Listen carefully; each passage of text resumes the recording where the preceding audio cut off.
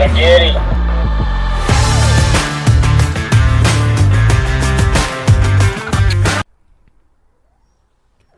Welcome back to Em Giddy Radio. This is episode 2, being brought to you by Jersey Nutz Sport Fishing. I'm Captain Cody Melton, joined here by Captain RJ Melton, a.k.a. Captain Smokey.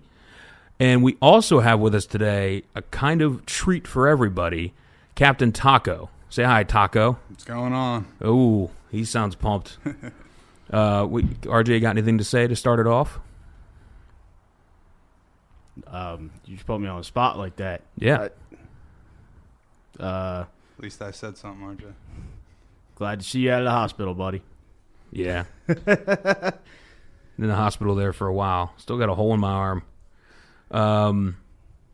Anyway, episode 2 here. We're excited to be back at you guys. We got a lot of interest from the first episode. People talking about it on the radio out in the canyons there. Some Facebook interest, some Instagram interest. So, pretty excited about that. It's a little bit delayed. I've been in the hospital for a while. Apparently, I'm an old man. I got a bad colon or something. Getting the good meds, it's all that matters, right? So, yeah, it was pretty cool there for a couple weeks.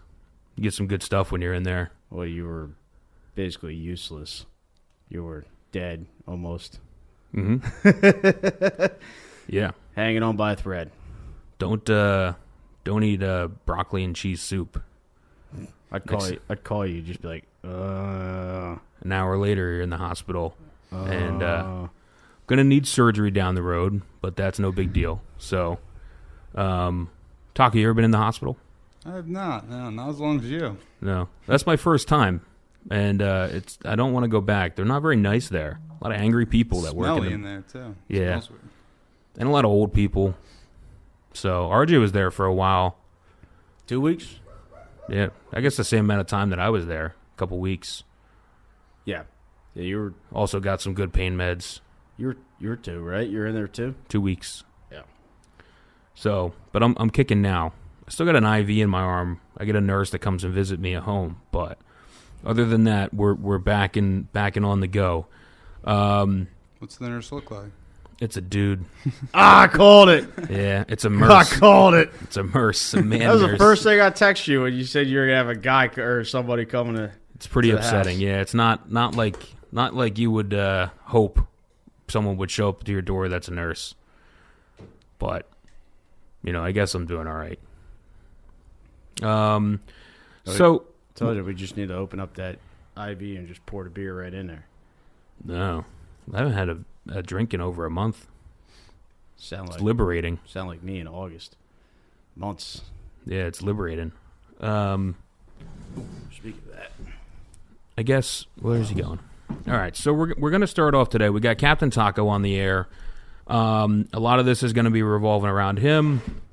We got some funny stuff. Hopefully, we'll talk about. We'll get into the Chunkin bite a little bit towards the end, since that's going on actively out there, and it seems like all of a sudden everybody's a tuna fisherman because they know how to put bait in the water, which is always a good time. So we're going to start it off. We figured, hiring mates is something that we go through. Hold on. Every year. You got to drink it and say, "Oh my God, that's cold." Well, it's a camo can, so we know it's cold and delicious. 'Tis the season. Roger that. Hiring mates is something that we go through every year, and it's a tough job. It's a seasonal job. Completely understand that. People move on, bigger, better things, or maybe they find out that working hard is a lot different than fishing. Everybody likes to fish, but few people like to actually work hard and do it. So, but we're not going to really get into the whole hiring mates thing, but one of the funny things that we've come to realize over the last 5-6 years or so is the aspect of like the interview process of telling them what their job is going to entail versus reality. And then, nobody understands. Like, we'll tell them till they're blue in the face, but they don't get it. Yeah. Like it's just Reality, well, it's what we tell them in reality is the same thing, but they're a skewed version of what we're telling them. It's unfathomable to most people. Versus the real reality to them is like completely thrown off. And Taco went through this. He's with us for a second year, and bring it up because he made a comment this summer to one of the new mates that I thought was hilarious at the time because I had no idea this is what was going through his mind at the time. But so the episode is the kidnapping of Captain Taco because we had a mate. We told him he was going to be there for like 6 days straight. He showed up with all this stuff, and well, RJ told him to bring enough food for a week. He didn't know exactly how long he was fishing for. Yeah, I told him a week. RJ told him to bring enough food for a week. Clothes For a week. For some reason, those things were done, but we finished the one overnighter, and he's got to go. He's like, and I'm like, we're leaving in like a couple hours on another trip, and he's like, what do you mean? So, and that's when Captain Taco interjected and was like, well, you know, to be fair, I didn't know that I was just going to disappear and be kidnapped when I hopped on the boat either. So it's kind of understandable. Well, like, I mean, I Taco comment on this, but like,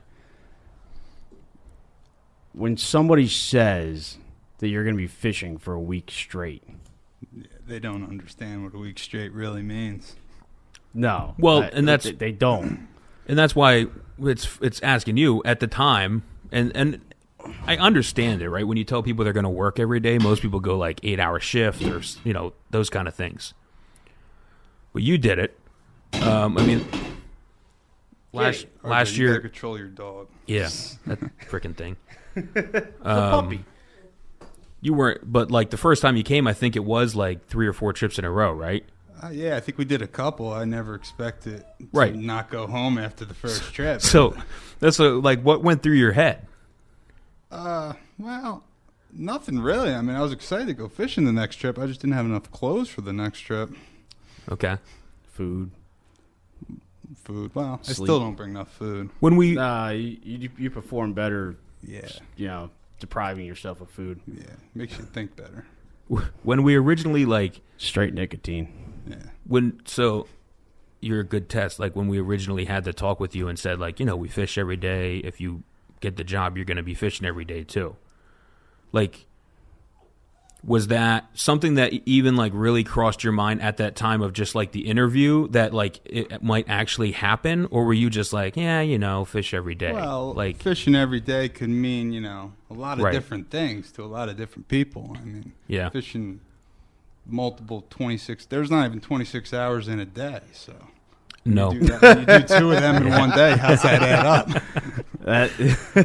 that's very true. Yeah, I mean, It's kind of a genuine question because it seems like we're not getting the point across when we tell people. And it's like, we told you what's going to happen. but we'll sit there and we'll say 26-hour trip. We're at the dock for 3 hours, and then we leave and go back out. And then we're at the dock for 3 hours, and we leave and go back out. And then we're at the dock for 3 hours, and we leave and we go back out. But like, they don't. I don't know. I just think they can't process it because nobody else never heard of that before, right? I don't know. Taco.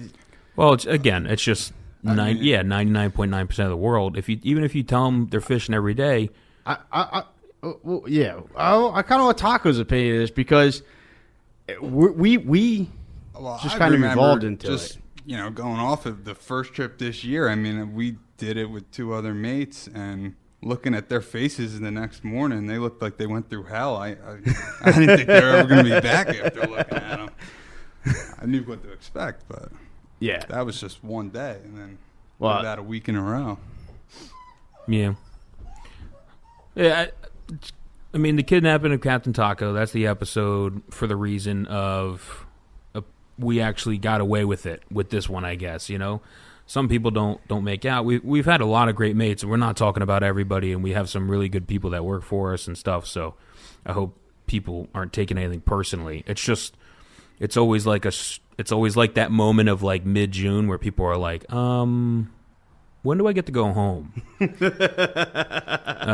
Well, and the weather says you can, basically. But so that's something that Taco brought to our attention that's really funny, in my opinion. So we're gonna let Taco here talk. His real name, I think, is Matt. And we're gonna let him. I don't even hear that much. What's that? I said I don't even hear that much. No. So we're gonna we've introduced him, obviously. Captain Taco has been with us for 2 years now. He is a U.S. Coast Guard licensed captain. He has been running the boat a good amount of time with RJ this season. It's with RJ most of the time. Really started as an inshore guy, made the transition very well. Personally, probably my favorite mate. My favorite mate that we've ever had, and now he's been a captain the whole time. You never said that before. Is he chewing on the wires? Yeah. Yeah, I'm smack. Where's his leash? It's over. Why, put the leash on him and hold on to your dog. Get it. I'm gonna kick it. God damn it. This is a cute little puppy. Kick my dog. Okay. Look how nice he is. Well, You gotta you get him can't a chew on the headset. wires. Giddy, here. Here, buddy. All right. Well, Taco, since RJ's busy with stuff, why don't you tell us about yourself? Well, let's see. Height, weight, looks, color of hair. That's all here. I don't know what you want me to tell you exactly. I mean, I've been stuck on the boat with RJ for the last 3 months. That's kind of my life anymore. Are Where you do wanna single? go? I am, yeah, if anybody's watching. Blonde hair. What do you like? 6 foot? Yeah. Maybe 6 foot with the boots. Well, let's see. You gotta have something funny about yourself. How'd you get the name Taco? Taco, well, I've always had it. So it Story basically, yeah, it kind of does. Basically, when I was young, my last name's Salco, so then it went to Sacco, and then it kind of evolved to Taco. And then That's it? that's it, and it's stuck around everywhere I go. And then Cody heard about it, and now it's here. Yeah. Yeah, that's a disappointing story. I know, You have yeah. told me that before. Now that I remember it, there's a reason I didn't. There's a reason I didn't remember The it. amount of times I've got asked that question, I get asked pretty much. Well, it's a every pretty charter. random name. It's almost like you were in a frat or something. RJ used to be called Guppy. Well, he kind of looks like a guppy a little bit. Call me fat. They used to call him Guppy. Okay, all right. Well, so since Taco's come on board, been great for us. Done a lot of good work. Like I said, is running the boat a good amount of times.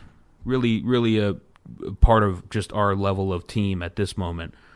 And so he also has his own boat, The Gizmo. the Gizmo. It's 17 feet? 21. Oh, 21. Yep.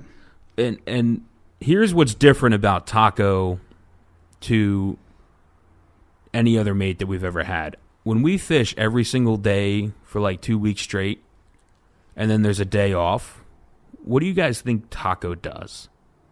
Well, you got to go fishing on your days off. Goes fishing if again. the weather's good, which, yeah. Well, the weather's not good. The weather's not good anymore. but not I can- offshore. yeah. The weather's not good offshore. So it gives Captain Taco a chance to really relish on his passion, Yeah, bottom fishing. which is inshore bottom fishing. Yep. He only goes to one spot Yeah. for everything. Where does he go? Can I disclose the? Yeah, go ahead. Do we have 'Cause coordinates? We don't really know exactly where it is. A year ago, somebody told me on the radio where to go fish at this spot, and I didn't even know where the hell it was. I had to ask him. You What spend are you most looking it up on your phone right now? No, you want it. Well, first off, he spends all his time at the Klondike. Yeah, we talk every time I go out. RJ, it doesn't matter what I'm fishing for. RJ always asks, "Oh, where you go fishing?" "Oh, the Klondike." "How'd you do?" "Oh, we caught fish." I don't know. It's Always at close. the Klondike. It's close, easy. Klondike's it's only 3 miles. little bit like the Hudson. 100 miles, yeah. A little closer. Well, but Captain Anthony of the Sligo just texted me a picture from last fall when we darted a thresher shark for him. from our boat, and he was hooked up on his. Good memory. Did it pop up on Facebook Memories? No, it was definitely before this time of year last year. It would have been after, is what you're saying, right? It was striper fishing. We were Yeah, striper so it would have fishing. been after this time. Well, in November. Yeah, it was like a nice 200-pound, 250-pound thresher, and they didn't have a dart on board. Must have been a Facebook memory. So we were. Do you care now? No, I've seen it. It is cool. That was pretty neat.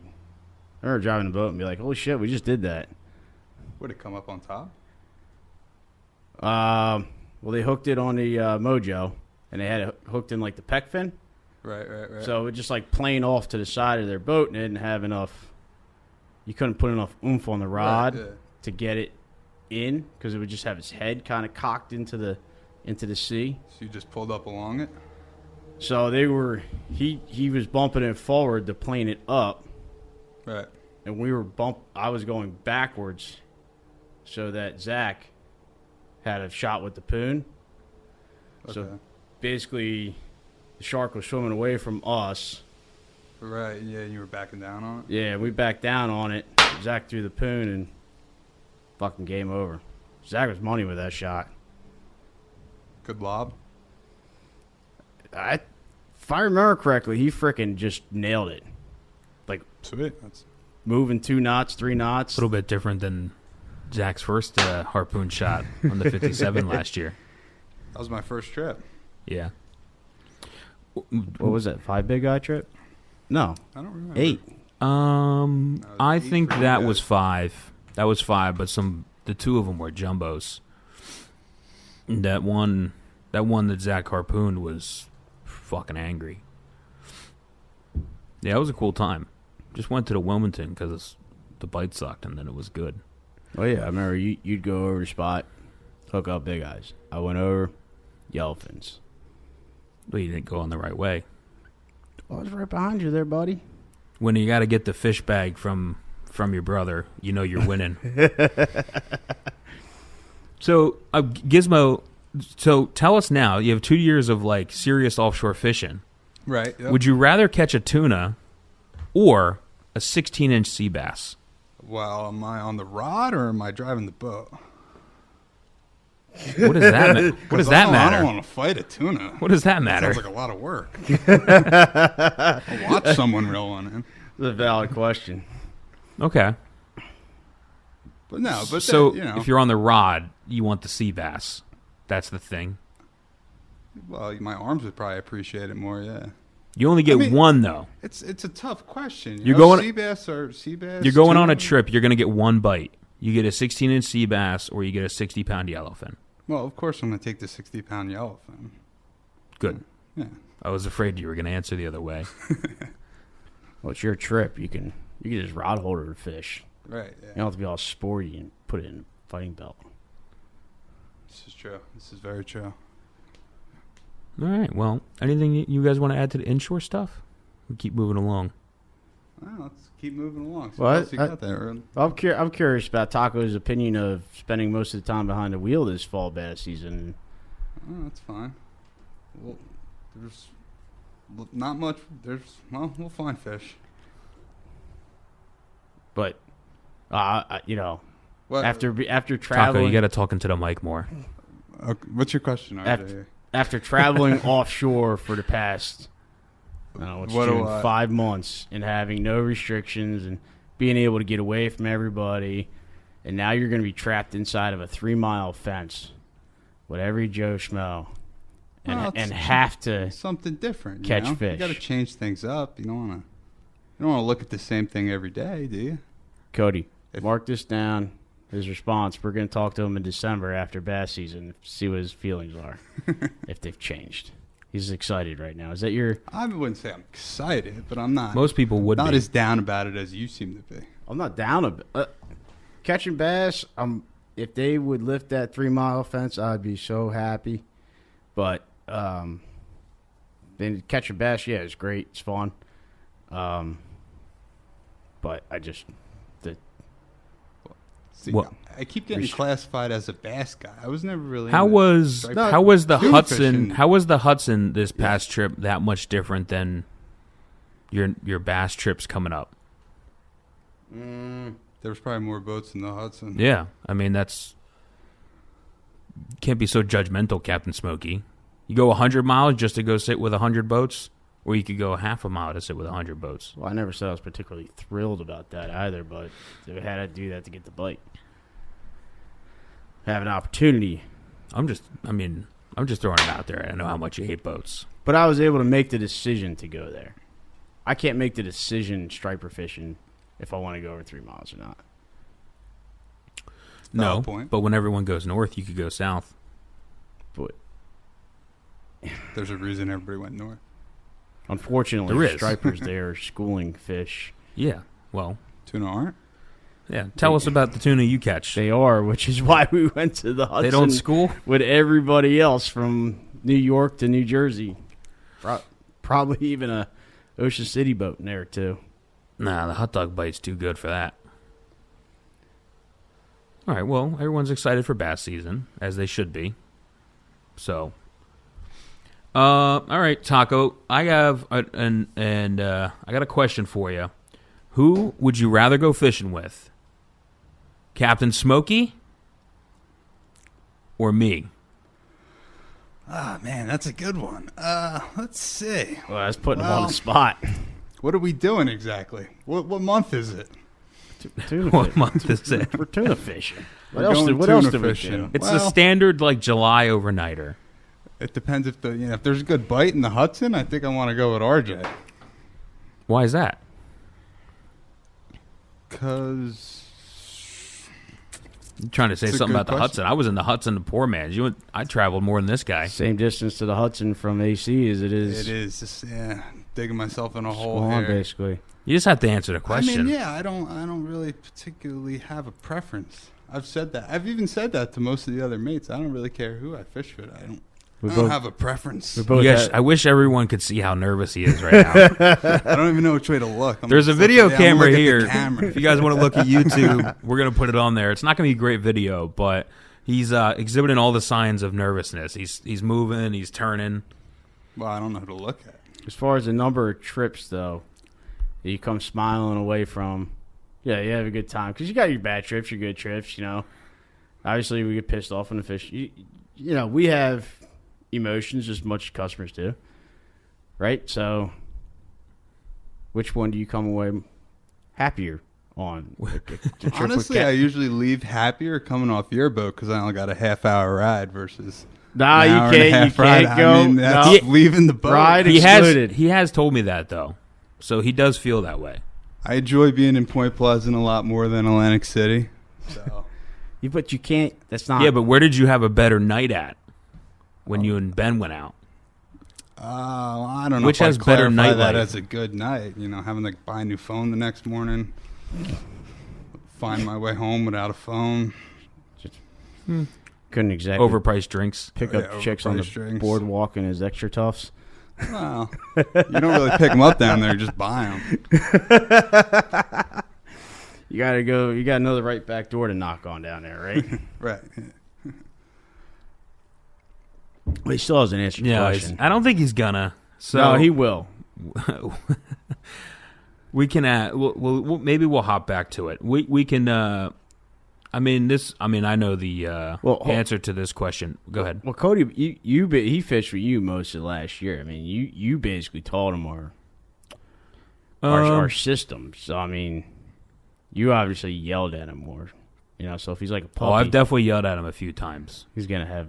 Yeah, definitely got yelled at more by Cody, I'd say, than RJ. Well, you From a fishing standpoint. Well, at that point, I mean, you're just emotionally driven. Right. I don't know if that makes sense. No, yeah. I mean, you're trying to. Trying to figure out what to do. Yeah, but you have no choice but to yell when there's, rods going off and people running around. Right. Can't sit there and be like, "Hey, man, Yeah, Could you do me a favor and untangle that line? Yeah, no one's ever gonna listen to him when you're not here. It's a mix. I have a mix. I think, and if Taco thinks about it, it's a mix of between me just flipping out and a mix of me calling him up to the bridge and telling him things. Yeah. Yeah, there was definitely a little of both. Definitely a lot. I mean, of both, there's been you and Dale really pissed me off that one time, but we're not going to get into that. When was that? Oh yeah. That was when the Wahoo came up. It was you. I mean, it wasn't all. It was you guys. It was the situation. It was the bites. It was the whole shit show. It was the charter.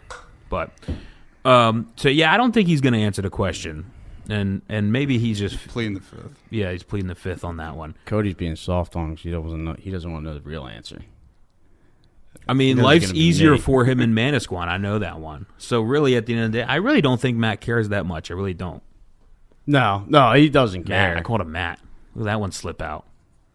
I definitely, I don't care who I fish with. I definitely enjoy fishing on the 53 more than the 57, though. Because it's easier. Because the bow, I like the easier. bow better. Yeah, Easier. Well, yeah, it's just easier for me. Yeah, Yeah. right. Yeah, it's more fishy. It's more fishy. I don't know. Let's go into our fishy seasons. Let's talk about June and July on the 53 versus 57. I don't know if he's talking about catch. Well, exactly. over or it's more fishy a looking. Total of what? There's probably been a lot more dead tuna on the 53 than the 57. But on yeah. On a per trip basis, though. Not even close. Well, no. On a per trip basis, I don't know that lifetime right now. Yeah. How many On a epic big lifetime? eye? Yeah. How many epic big eye bashes have you had on the 57 versus the 53? Honestly, I don't know. That's a good question. It might be the same, maybe more on the 57. I've seen no epic big eye bashes on the 53 when you're there. The 57, it raises fish. It catches fish. On a per trip basis, that thing impresses me. We're getting skewed because he's not answering the question still. I think if he had to pick, he would say Manasquan purely based off the drive. I think in his perfect world, if I was running the 53 in Manasquan, it would be his dream. That's my answer. It's Cody. yeah. I tricked him. You did trick him. I tricked him. His mind was in 10 different places. You just tricked him. Yeah, I knew I could get him. So your favorite, I was going to go on to the favorite mate thing, but I know it's Ben. Well, he's the only one left at this point. Who's your favorite mate you've ever worked with? I enjoy fishing with Ben. I enjoy fishing with everybody. I mean, I don't really. Oh, you're so soft. Well, I enjoy fishing with Ben, definitely. You know, I've been fishing with him for the last few months, so I would definitely say he's my favorite as of right now. But you know, Dale was fun. Zach taught me a lot. Hunter. Let's see, Hunter. Yeah, I mean, I didn't fish a ton with Hunter. Which one did you hate the most? Joe wouldn't shut the fuck up. What was the one kid's name? BJ or something? Oh. Yeah. RJ's favorite. All right. Yeah, so, I mean, obviously you guys can tell Taco is just like a really simple, nice guy. He doesn't want to hurt nobody. He don't want to pick favorites, which is a good thing. He just does his work. Fishes hard. Yeah, put me on the spot. Well, that was the idea. Well, what's interesting, though, you say that, but I've seen him, though, when he knows, like when he's working with somebody else and he knows that they did something incorrect, he's not so soft on them. He surprisingly addresses the situation with vigor. I don't, like, he doesn't, you do a good job addressing the situation. Never seen vigor. I don't know if vigor is the right word.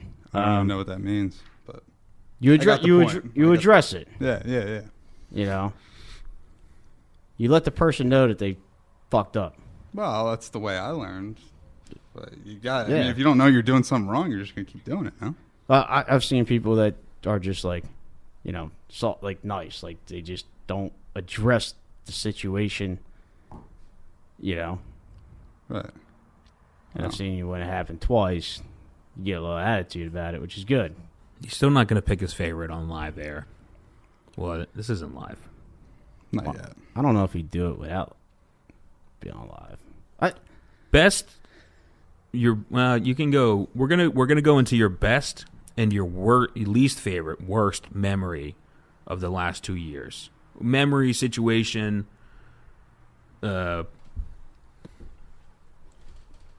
whatever. When you think back, there's going to be something that you go like, man, I hope that never happens again. Okay. Let's see. The best. I mean, there's definitely. A lot of the good trips. Let's see. Don't even have to be like to me. The funnier things is like when Squirrely fell in the fish box. Oh, you weren't there. Ben was there. Like to me, that is priceless. Well, the other day we had a hook go through Ben's nose. Oh, I didn't Pretty tell you cool to about that. see. Yeah. Yeah, see, You hear that's about great. that? No, I did not hear about Yeah, that. we were mahi fishing. Hook went right through his nose. It was the first fish. I walked over. I cut the line. Figured he'd go back to doing whatever. RJ's yelling at him to retie the guy's hook on, and he's all nervous, He's already got a hook in his nose. It was right through it. Stick it out like a damn piercing. We got like 4 or 5 mahi on. Matt's doing all he can. I didn't know he had a hook Like in yelling his. at Ben to hurry up. Pretty much, yeah. I didn't tell him to tie the guy's hooks. Ben looks up and he says, "What should I do?" I just said, just because we're drifting by the pot too. I needed to get the boat by the pot before I could like go downstairs and like look at his nose. And I'm just like, just be a man for like a minute and hold the fuck on. And Customers ended up stopping fishing. Me and RJ wanted to keep They felt bad? That's weak. I just needed to get by the pot, but it actually worked out pretty simplistically. I don't know. It did, yeah. I've never It's had a soft spot. hook pushed through my nose. That's your favorite? No, that was just something that happened this week. Let's see, a favorite? I don't know. I'm going to go That's back a to the good one, fishing now. One I was of my boy- favorite times I remember were when we had, big eyes come up, all the big eyes. And Yeah, but during that time, it's really not that much fun. It's very stressful. now it's very stressful. Yeah. Yes. During it, it's really not the greatest. Yeah, but those are things I remember, Yeah. kind of. Well, yeah. I mean, I'm sure you're gonna have a bunch. I just didn't know if you had one thing that you like. Man, when this happened, like I'll never forget that. No, Well, right now, first big eye bite. I mean, your the first first trip. trip was a pretty epic trip. Well, let's go over the first trip. The first trip. So the first trip. last year you ever made. Last year I ever made with you guys. I met you once for about a Oh. half hour the week But- before when the trip got canceled. I was gonna tell that story Yeah. about when. So, whatever was going. Taco was coming to, made a trip. The weather was like northeast, so it was like questionable. Was gonna do it, and eventually ended up canceling the trip. Just wasn't worth the ass kicking. while I just pulled in. Well, I forgot to tell you for like an hour.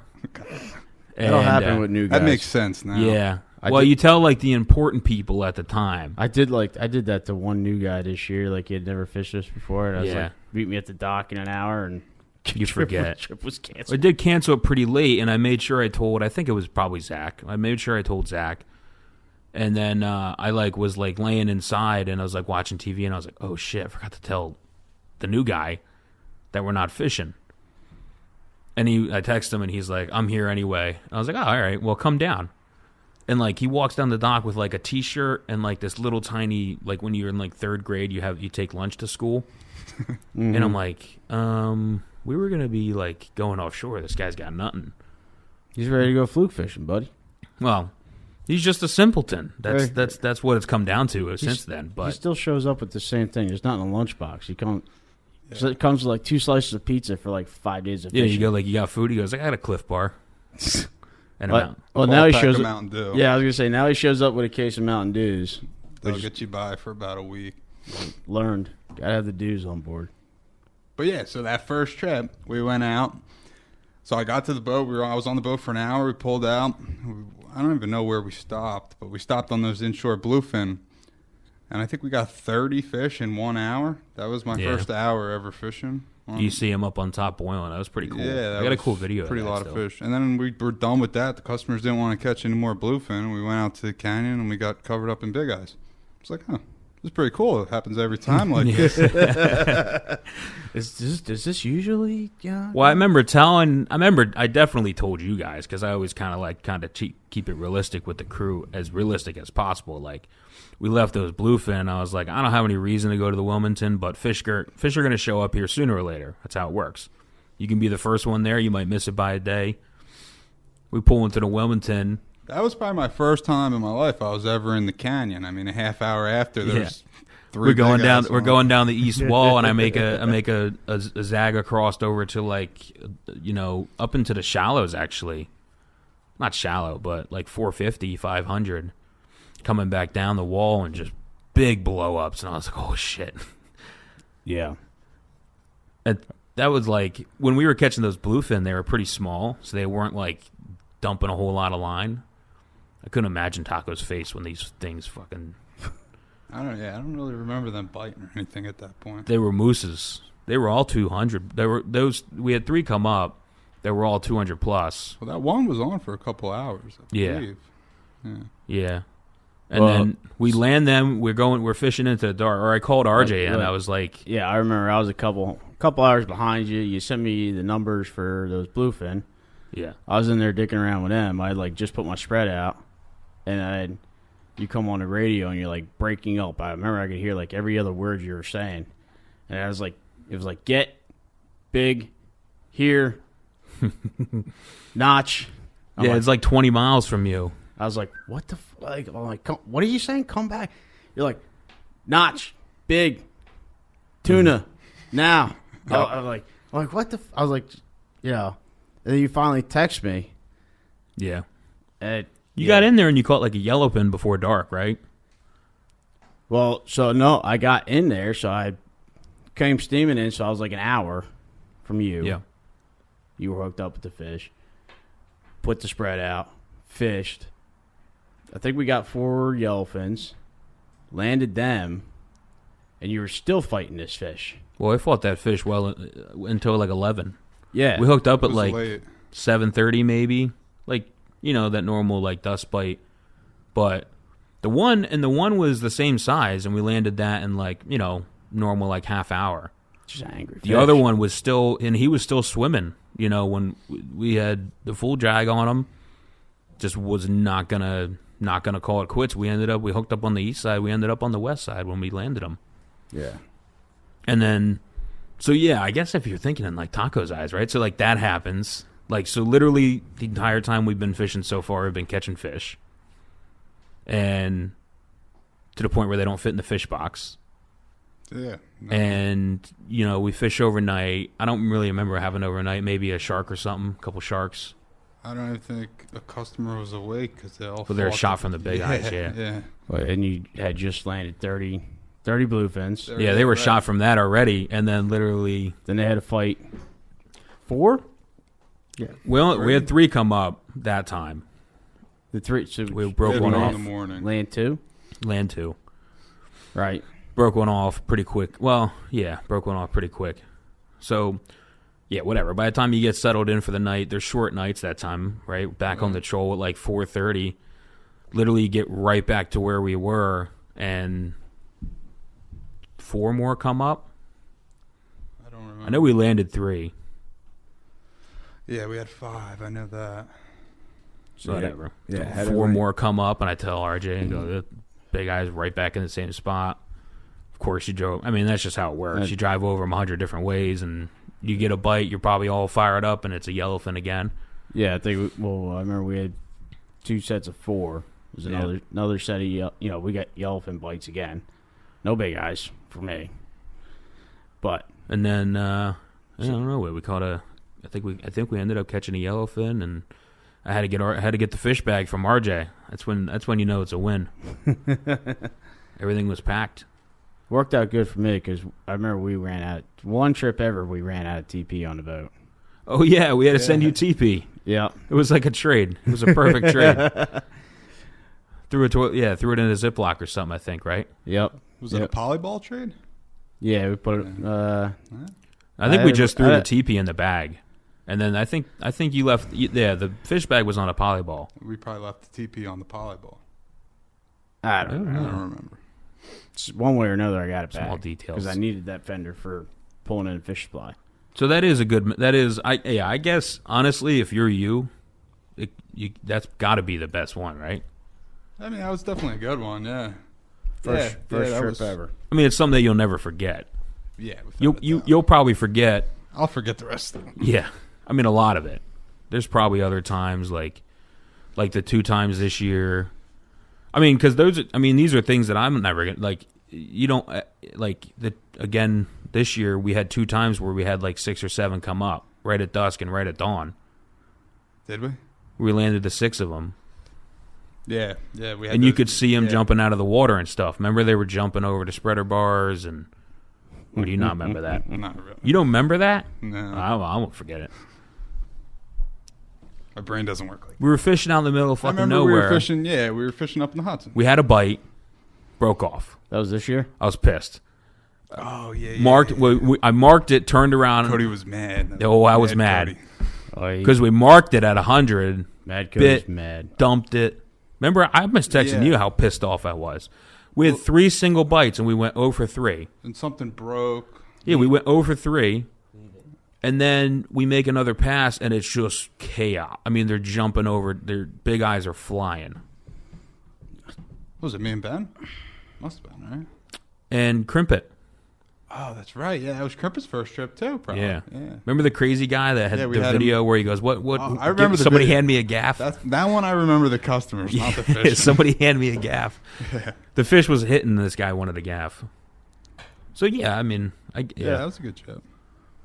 Well, All I right. think the best trip this year with you was the bluefin. I What? mean, the big Oh, bluefin. the bluefin on the sword bait. Yeah, that was just agitating. That still agitates me. Great fish, Well, ruined for no reason by Ben. So, but what I remember last year, I don't know if Taco remembers this though, is the trip that his crimp pulled. Oh So- yeah. Well, that was the one where I was mad at him and Dale. That was that trip. Yeah. Yeah. So that's the only one I remember that you did with Some him. trips, everything go right, and that was still a good trip. I think we still had like 8 yellowfin to 70, 80 pounds and a big eye, but. I don't remember. But how many big eyes? I could did tell you my crimp pulled on a We blue were- skirt. we were- whatever it was. It was a At blue the skirt. time, before evaluation, we were 1 for 12 on big eyes. But so my That's whole pretty point of bad. this is you're talking about memories though, what you do remember, what you don't remember. Right. Which sticks out more in your head? That crimp pulling or catching 7, 8 big eyes? Well, obviously trick. crimp pulling. Yeah. Well, that's Isn't what- it wild how that happens? Yeah. You like I don't remember fishing One- any of that fish. one Not that- fish that you're responsible for Oh yeah. losing, and you're just yep. That That's blows. why when the big eyes are on, it's so stressful. It's the most stressful time. Right. That's why, like, catching big eyes, everyone's like, I love catching big eyes. I hate catching big eyes. I like them when they're caught. Yeah. When they're caught, it's cool. They're in the boat. When you're catching them, it's the worst. But I was like, that's Because my, you have people on the rods, too, and it's nobody, like, they're charters for a reason. That's nobody's fault. They don't, most of them don't know what they're doing. have not a clue. So Not a clue. Not even watched Wicked Tuna before. makes it that much worse. And usually it turns into the love-hate where, like, you start yelling at them, and afterwards they go, like, we love you, Cap, even though you were yelling at me and cursing at me. They go, I completely understand why now. Remember I was telling you that? That was something we went through last year where I kept telling you got to get more physical with the customers. Full contact. Yeah. Full contact. With Put the them where customer. they got to go. Yeah, you got to grab them. You got to move them. You got to shuffle them. Well, I'm on the full contact now. Though. Yeah. Oh yeah. Yeah. No, he's got it. Yeah. But I mean, in the beginning, what we talked about. Remember last time we talked about, like, I don't know, my favorite memory from this year, and that was when all them fish came up for the first time. Yeah. Who did I have? Hunter and Joe, I think, on board. Both two, new guys in the pit. And because Taco was not there. He was fishing with you. Where the hell was I going with this? Oh, it was such a learning. You tell us. Well, it was such a learning experience for him. Like, they had never, going back to the full contact. I'm trying to tell them to move the guys under and over and left and right because the fish are. And it had been like 4 trips before this where we had like 2 on, 3 on, and I'm making such a big deal about keeping the tangles out of the line, and they don't really understand it. Like they're trying to clear rods, and I'm like, you gotta get the fuck, Well, it takes a lot. It takes a lot. Like, you got to see it a good amount of times before you feel comfortable just ripping a rod out of a customer's hands when he's fighting a fish. I mean, But like we had like 3 fish like wrapped up, and these people are like, can you move over to the left a little bit? You got to remember the last time. they ain't listening. Yeah.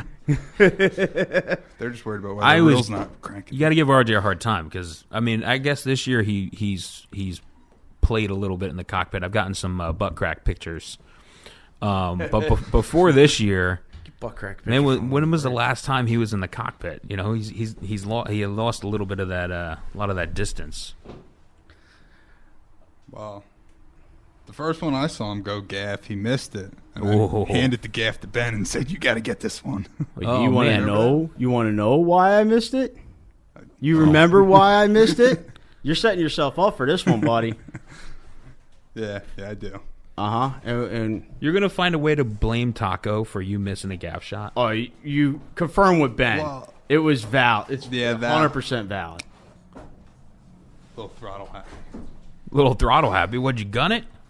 He Or you just I don't remember. that might have been That might have the first tuna you were behind the wheel for Yeah, landing. it probably was. Yeah. Yeah, and I, being down in the cockpit, didn't.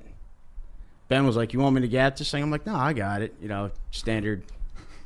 And just thinking that the guy behind the wheel, standard procedure. it didn't click to me that I should have foresaw this coming. That the guy behind the wheel wasn't, fully accustomed to how the boat ran, how adjusting Right. it. So you're blaming an inexperienced person for your problem. Well, it was, well, in the end, thinking about it, I should have never put myself in that position, and I probably shouldn't have put Taco in that position. But it worked out in the end. We got the fish. Yeah. And he never did it again. Every other fish, I think he's been right on point with. But it was just a product of the situation. It worked out. Me and Ben had a good laugh out of it. So It's valid. Cappy missed the fucking fish. It's fine. yeah, that's all that comes out of this story is that you I missed. fucked up. Nobody's gonna think about how Taco put the boat in gear. Oh, hold on 1 sec. What? They're gonna think about how you missed the gaff shot. What is happening right now? I think the dog's going outside. Come on, bud.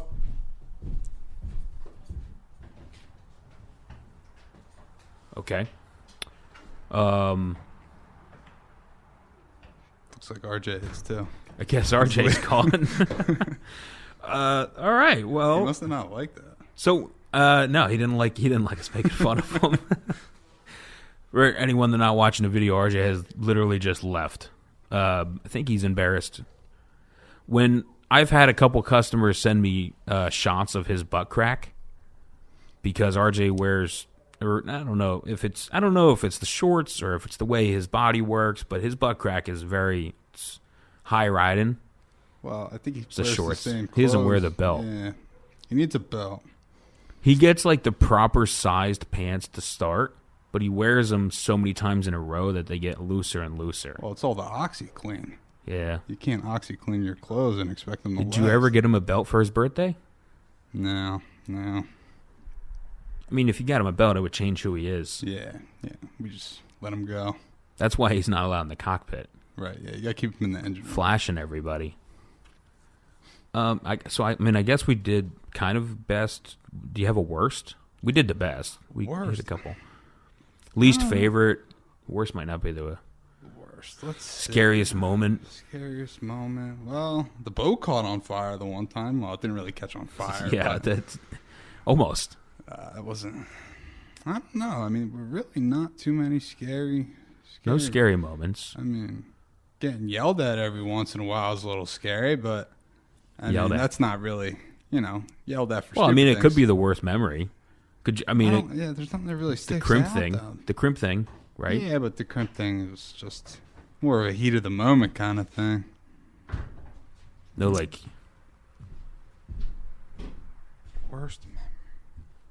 there's nothing you can think of. I mean, that's a good thing then, right? Yeah, I I guess. don't really have. I try to look at the positive side of everything here. Well, you can always think about it and laugh, right? I mean, most of the bad things you're gonna look back on and laugh. Crimp pulling, you're not really, but you can laugh about it now, right? Yeah. Like the one time RJ and I ended up in Long Island with our father from a storm. Scary as shit at the moment, but now you can laugh about it. So the worst memory might not necessarily be something that they're like traumatized from, but Well, I mean, we go back to the boat fire thing. I mean, that was a pretty Yeah. different. Well, at the scenario. moment, that was- at the that was- moment. Yeah, I mean, we fished 26-hour trip. We were on our way in, and I had a customer wake me up saying, "There's smoke everywhere. You got to get up." Yeah. And I came downstairs at the same exact time and opened up the cabinets filled with smoke. Yeah. I mean, I remember getting that call over the radio. Yeah, I go, hey, we'd maybe like 15 miles from you. I go, don't go too far. Boat's on fire. Oh, we started bringing them in. Started heading towards you. But we were good. We were good. Just killed all the power. It was just an electrical fire. Yeah. Well, it was no fire. We had a smoke storm, whatever. No big deal. At it the was end rough of the day, out that day too. That's why it got rough quick. Yeah. That was big that day. Yeah. That was real big. I remember that. It was only supposed to be like half of what it was. Yeah. Boat fire or potentially a boat fire. Definitely a scary moment. That was yeah, I mean, that's something that you'll think about and realize how quick you have to react, right? I mean, and I think we did a good job overall Yeah, I mean, because yeah. got rid of everything and, shit happened. It's just a matter of taking care of it the right way. And then those guys came back this year too. Didn't Yeah. they, Fisher? Yeah, I wasn't there that day, but Yeah, they came back. yeah. Man, I have a lot of yeah, that was the trip where I lost the airplane. The airplane broke off. The Bent- what? Yeah, Well, it was me. not a real airplane. Fucking biggest bite I've ever seen on the long rigger. Oh. And then overnight, because I was so pissed off, I went from the Wilmington to the Linden Coal at 30 knots to get the fuck away from the Wilmington.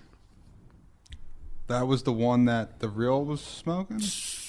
On fire. It's a shame. Yeah, whatever that thing was, he's still got a red-headed slut in his mouth.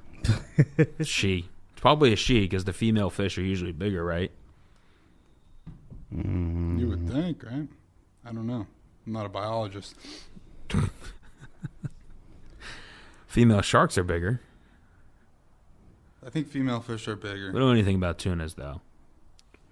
All right, best, worst memories. We got into some of those. RJ, you got any other good things about Taco? Good things? Bad things? Bad things. bad things? Is that blood in your hair? I don't. There's a spot in the... That's blood. I was talking Were to you you, killing Taco. anything today? Are you talking to me or RJ? I'm talking to you. Yeah. What'd you kill? Killed some ducks this morning. You got blood? You got duck blood in your They hair. might be berries, actually. I was Okay. walking through a berry bush yesterday afternoon. That's definitely red stains Yes. in the back of your head. Yesterday afternoon? Yeah, it was deer hunting. I went deer hunting. One shower a week. That's all he needs. Well, yeah.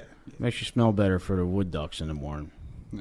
Well, the berries are an attractant. They eat berries, right? I think so, yeah. Mm-hmm. What doesn't eat berries? Beavers. Yeah. Beavers eat wood. Back on topic. Back on top. What are we talking about, Cody? Do they actually eat wood? Yeah. Like that's all they eat? Yeah. Beavers? How do they get any nutrition out of wood? Well, yeah, you got the beaver Um. documentary. Yeah. I don't. No, I don't want to know. I don't know Never what mind. nutrition they get out of We wood. don't have but time for this. I know they stock up their huts over the wintertime. They get trees. Taco also told me that you're getting into jigging now. I saw RJ Explain this, jigging. Taco. RJ was jigging? He's twisting my words around. He Well, does you that were- very yeah. well. He Yeah. told me that you were physically jigging yourself. Did it? I just did that just now. Yep. Sent the jig down. Would you catch? Not on the jig. No. Well, they were working the baits. I made sure the baits were going. I don't know if I ever told you this. So the other day, me and Ben did all the statistics for the jigs. You know, the 3% rule. Are we over 3%? It's at 8. It's at 8%. It was at 8 point something. I buy it. I think it's been over 3%. I think I might have been off on that. Thinking about it more. I was putting it more at like 5 or 6. But 8. I'll buy 8. We can't get too into jigging because we're going to talk about jigging at some point. We can't. But good transition into the next topic and the most relevant topic for our listeners right now, the chunk bite happening in a couple different spots. For us, we're fishing in the Hudson, no secret. But there's a good bite down south, off of Ocean City and stuff like that as well. So the chunk bite, it's something that everybody lives for. Everyone becomes a fisherman when the chunk bite going. Our schedule is already booked by the time this happens every year. Whether it's August, September, October, we're booked up. But as soon as somebody catches a fish on a chunk, my phone starts to blow up. And rightfully so. It is an awesome experience. You can get into some really, really good bites. You can get into some quick limits. You can also sit there and chunk all day for one bite on 20, 30-pound fluoro and break it off. Mm-hmm. So, I mean, I guess we'll talk a little bit about, like, the actual chunk bite. I haven't been fishing. I've been in the hospital and then in recovery with my man nurse. But Merce. So, Smokey and Taco was hoping they would bring a little bit of light on our current bite and situation, maybe talk about some of the things that they're doing at the time, if it's any different than normal. You guys can chime in at any time. RJ, we'll start with you since, you know, where you been at. I mean, we're not hiding any. Everyone knows you're in the Hudson, so 100 square in the Hudson. 100 square in the Hudson. Been there. That's it. Done that. Like, no, just there. Like, that's... No, not the 100 square. I'm sorry. The notch. Right. See, you already Shit. lied. I was getting confused for Couple bushes deep. It'll do that to you. So the notch at a Hudson. Niche, notch. There. Yeah, I call it the niche. I think a lot of people do. I don't know why. I just call it the notch. Bush light again. But, Short drifts, so you've just been able to kind of like sit on them. They've been in the notch, not anywhere else. You know what? The other night we had a slow trip, and some guys caught them over on the west side. Did pretty well over there. So that was the one night I know that they were over there. Guys were set up over there. Next night, talked to them, no good. So, sounds like that was just a rough night, the weird one. But, no, been there, doing that. Seeing the fish on the screen, like nice piles of them, too. Pretty cool. Nice piles of, like, Well, we got some. I got some cool video of again, I mean, that is what makes it special, right? I mean, like cool video of the fish just swimming next to the boat, Taco hand feeding them, picking out which one he wants, never getting the one he wants, getting the little ones, but trying. Yeah, but you'll see, like, so most of the activity's been nighttime. Yeah. Last couple trips we did, we got there, an hour before sun? No. We've kind of been setting ourselves up to do that because if we've been getting there early, we've been mahi fishing. Yeah, we've been getting our mahi. Yeah. Been getting the mahi. Getting the mahi and then setting up. Pretty much nothing going on until the sun goes down there. Yeah. Once the sun starts going down. Usually get something as the sun's going down. Yep. And then they disappear probably around, 8, 9 o'clock? Well, right. They always seem to disappear. You think as soon they're going as you to go sleep? down for your nap. Going down for their nap. Standard nap. Bush. Picking back up around midnight probably. Yeah. We've had them different times. The one time I didn't wake up and you just told me we caught a limit and then we went home. That night was, yeah. That was a midnight bite? Well, that night they just started biting. Remember we were covered up with mahi that night? Yeah. Yeah. We already had our limit of mahi. Yeah, we were covered up in mahi. Those ones just bit right up until we left. I mean, that night.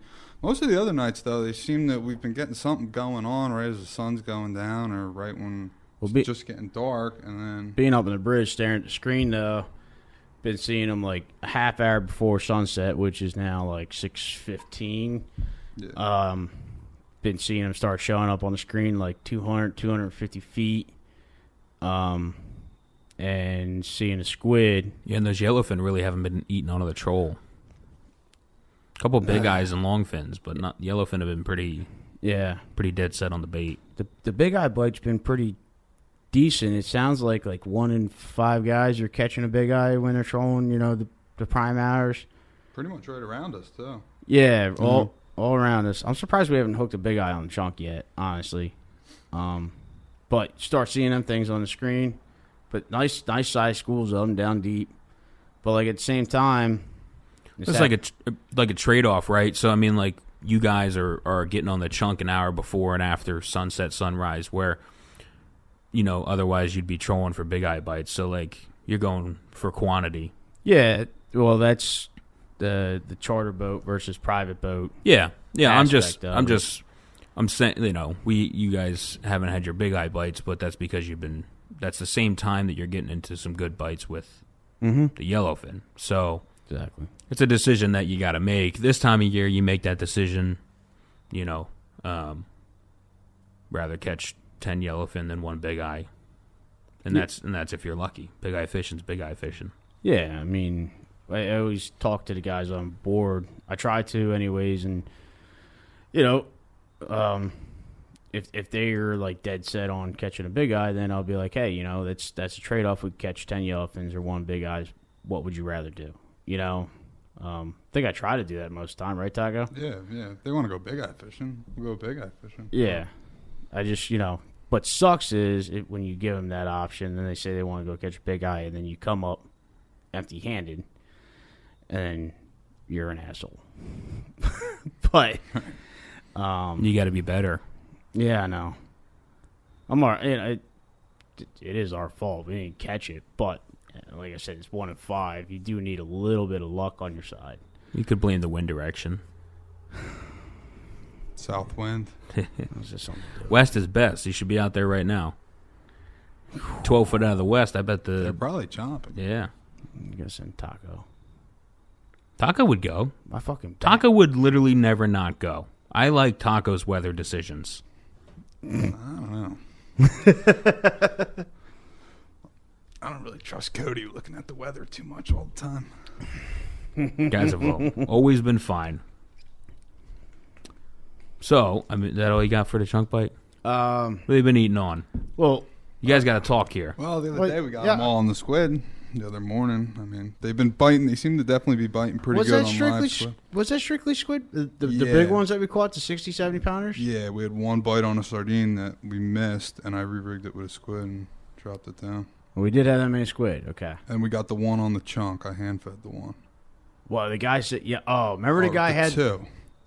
Yeah, remember the guy had the 2 squid jig rig? Yeah. Yeah, so... We would have had 5 if he had a hook on that one. This guy squid jig guy, he dropped down 50 feet, got 2 squids on, he was reeling it up, fucking tuna raider. Mm. Yep. Mm-hmm. He's like, I got bit off. I'm like, what? I forgot he had a squid jig on. I'm like, what the fuck happened? Like, I'm trying to, did we fuck up? He's like, my squid jig's on. I'm like, oh, shit. Okay. I buy that now. But, so that was... Squid bites. Yeah, guy was annihilating squid all night. We had squids in the bucket. Them Dead fish. squid. I mean, I think if the fish are there, they're going to eat the squid. Well, that...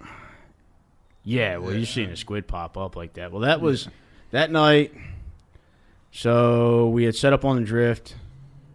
At sunset, we had captured 1 fish out of a school of fish that were under the boat, eating our chunks in the lights.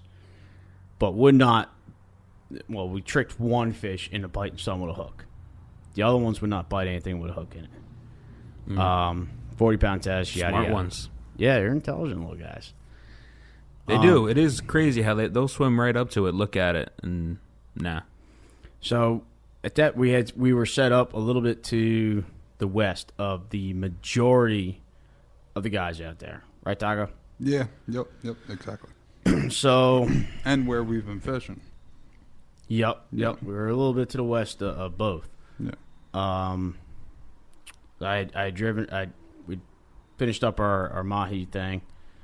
Well, we Right? stopped on some fish. I mean, yeah, we were driving around after we got our mahi, and we saw some fish over there. You saw the fish. Did we mahi fish? No, we didn't mahi fish before that. We pulled No, in we later. didn't mahi fish. We pulled right in. Yeah, we pulled in, and I don't know. I was driving around, steamed over to where like 2 miles to the east, where we had been fishing.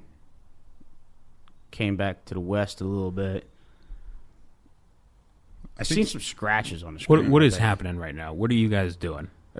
I've seen some scratches. We're trying For the last 3 minutes, you've been going east, a little bit west. Where are you Well, at? we're back to How the you west. doing? What's the time of day? Give me some information. It was just about to get dark. I have no. You guys are talking about We're like the one night you guys hooked up, and you're talking like these details nobody knows. Yeah, we're trying to remember that trip. So that How far east or west? Just a little bit. no, we ended What up. size map am I Probably 2-3 looking at? miles. Usually 2 miles to the east is where of the niche. Yeah. No, but a mile to the east of the niche is where we had been fishing, right on the wall there, Yep. from 600 to 2,000 feet. Is where we've been drifting. Yep. So found them right exactly. I seen some scratches. I think we had concluded they were skippies on the screen, and that's why we decided to make our initial drift there. Made our initial drift, catch one out of them little guys that wouldn't eat. They were in 30-pounders. Yep. And Did we finish that drift? We did. I think we might have done 2 more there. It just was dead. Yeah, did 2 more there. Was dead. I was taking my nap. We were taking a nap. I moved back to the east. He did exactly as I would do. We were Start kinda- covering different ground. Yeah, we were just covering ground. Then you woke up. Well, somebody woke up at 4:30. 4:30 early. Yeah, and we had made the idea to move back to where we. Yeah. Caught the one as the sun was coming up. Kind Whose of idea was it? RJ said it, but I was thinking it before he said it. So it was- I knew it was in the back of his mind. yeah, because we were on the same page. Because I gave him the look. I was like, I didn't catch nothing out of this area. And I seen on his face, I could just read his face by now. You spend all that fucking time on a boat with somebody. I was just about to move back. How many Mountain Dews did he have? I was on my first one in the morning. This was Taco was 5 deep. This was day 3, so yeah. I was so. Anyways, moved back to where we were 4:30 in the morning. Well, you're supposed to slam dews when you drag who's. Slamming dews and dropping sardines. This doesn't rhyme. The last 3 12-packs we opened up just went into the chunks. We haven't been trolling at all. Yeah. But anyways, Anyway. moved back there. It's real and serious when you start talking about Mountain Dew. It's an important topic. It is. I don't know. Send some baits down. Had to be there for what? 5 minutes with the baits down, if that. Yeah, I started seeing stuff on the screen, right? And I'm like, yeah, we got a bait here, we got a bait there. We had And- baits there. Yep, got a bite. I think we came tight, right? Yeah. Anyways, Yeah. Well, anyway. 4 rods, 4 fish. Yeah. Then it was just big fish, 60-pounders, quality fish, all on 40-pound at that time. It was all on 40-pound line. Probably could have got a couple more, but we had every rod hooked up, so Yeah, I mean that was our problem. I think that's when I grabbed the jig. By the way, That is when you get needed more One fish. Needed more fish. Eventually, Well, we had them come up. Remember how deep you marked them originally? yeah, 200. So Well, they they were were like 200, and then they kind of I seen them. We had streakers. We had streakers. And they came And I right up seen to them- the boat. Yeah, bouncing up to 120. When I seen them bounce up to 120, that's when I think I said that we have something at 120 because there was obviously something there that they wanted. Yeah. I think. Then the rods started going off. But then those same fish came right up and started eating chunks next to the boat Yep. for one time. So We're throwing chunks while we're fighting the 4. yep. throwing chunks. We land one. We get that rod back out. We get hooked up on that one. Still hooked up before. Land another one. Get that rod back out. Right? Yep. Hook another one. Then we had 4, yeah. And then I think the fish went away. Fish went, yeah. And we fought fish on 40 pound for a half hour. Right. And that was it. So it was more than a half hour. I bet you them fights were 45 minutes each. Yeah. On that 40-pound test. We were putting maybe 12 pounds of heat to them. Probably, yeah. Yeah. At the most. Yeah. Yeah. I mean, it was right. Right. Yeah, we were. I mean, we've been using 40 pound for a week or two now. Haven't really broke many off. I mean, everybody always talks about breaking fish off. But. Well, yeah, if you get the hook in the corner of the mouth like it should be, yeah, it's ideal. Well, you It's go a a little fine too line. heavy with Most that people, drag, yeah. too. It's a fine line.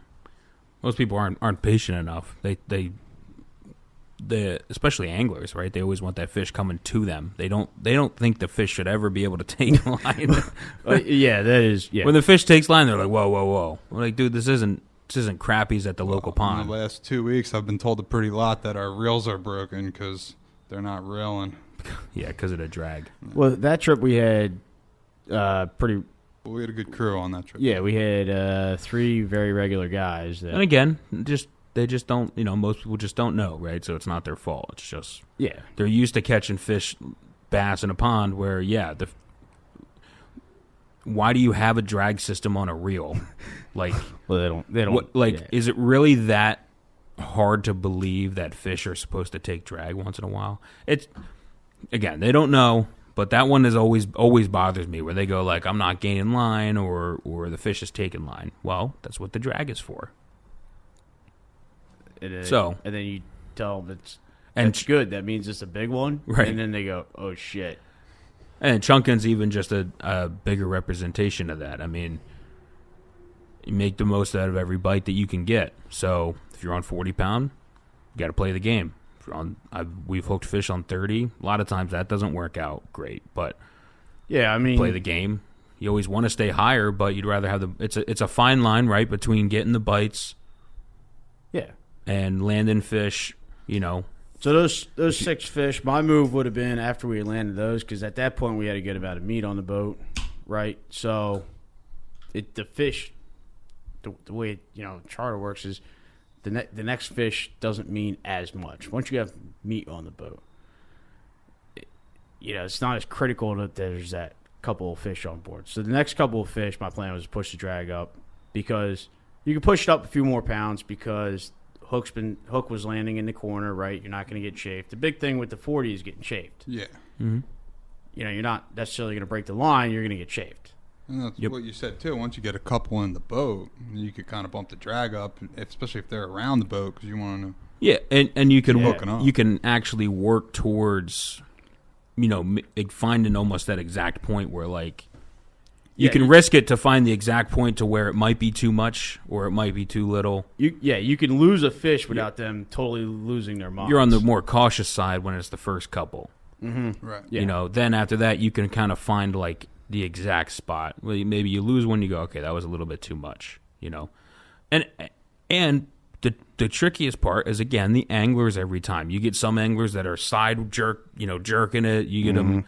The ones that are rapid up and down, you get the ones that let the line hit the boat. Well, that always happens. You're never when you're fishing, with customers, you're never repeating the same scenario over and over again. And that's something that you can do if you have, like tournament boats, right? That have tournament crews. They know what their anglers are going to do, how they're going to do it.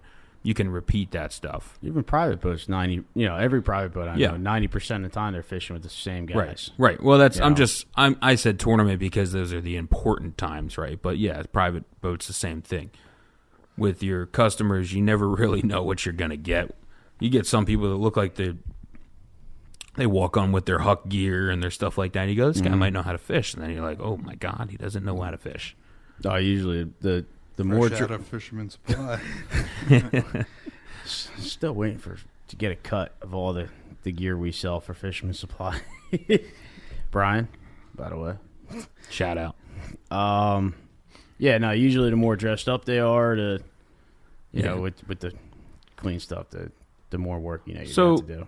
But, you know, it's the name of the game. It's your job to make sure that they land that fish. It's not actually the angler's job. So in our job, in our position. If you had, we'll I'm cutting you off a little bit, but one piece of advice for people going chunking. I mean, what do you got? I mean, it could be simple. I mean, the one thing that comes to mind. Well, no, I won't. And I'm throwing this out there. I didn't ask you guys to prepare or nothing for this, but like, so let Taco go first. Yeah, it's. I mean, one piece of advice you could give. It don't have to. It could be big. It could be small. It could be anything. Well, you got to have enough flats. That's big. That's I mean, honestly, that's a great one because a lot of people will go out there with 2 flats. Yep. 3 flats. Mm-hmm. I mean, we're throwing about. Well, I haven't been with you guys, so sometimes things adjust. But I mean, you're probably taking what 6, 7, 8 flats. Between 7 and 8. Yeah. Yep. So, I always in my mind was like you're throwing like half a flat to 3/4 of a flat an hour, and then if you're near the fish, obviously that's going up to a flat. Well, see, these fish have been feeding finicky. Like if you overfeed them, they go away. Yeah. So you gotta read them. Yep. That's one thing I've been working with Taco on, reading the fish. You do. Chunking is an art. Throwing chunks is a big art. It is. Well, and that.